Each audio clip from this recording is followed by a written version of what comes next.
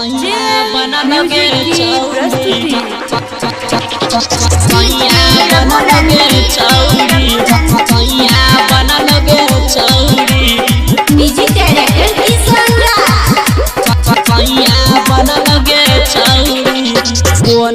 गाँव से तोहर बरतिया लोगे चौड़ी बरतिया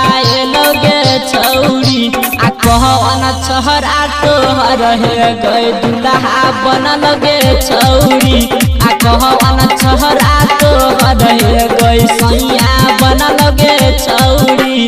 कौन गाँव से तोहर बरतिया लोगे चौड़ी बरतिया लोगे चौड़ी आ कहन छहरा तोहर है गए दुल्हा बना लगे चौड़ी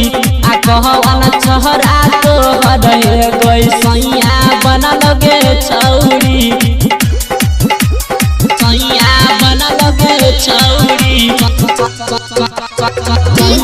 बना लगे चौड़ी सैया बना लगे चौड़ी प्लानेट म्यूजिक दरभंगा बना लगे चौड़ी आलो रहे बसवारी में तू किया भूल लगे चौड़ी बोल किया भूल लगे चौड़ी आ कहवन छहरा के नाम के मेहंदी चले गे चौड़ी आ कहवन छहरा तोहर है गई दुल्हा बना लगे चौड़ी आ कहवन छहरा तोहर है गई सैया बना लगे चौड़ी कौन बास के तोहर के गई मरबा बना लगे चौड़ी बोल मरबा बना लगे चौड़ी आ कौन सहारी पहिर के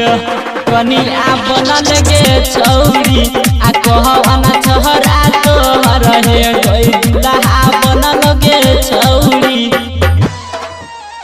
सैया बना लगे चौड़ी बना लगे चौड़ी सैया बना लगे चौड़ी प्लानेट म्यूजिक दरभंगा बना लगे चौड़ी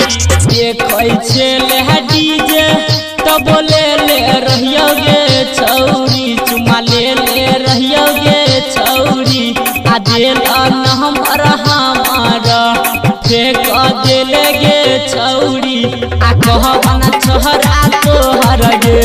दुल्हा बना लगे चौड़ी आ कहवन छहरा तोहर है गई सैया बना लगे चौड़ी कौन गाँव से तोहर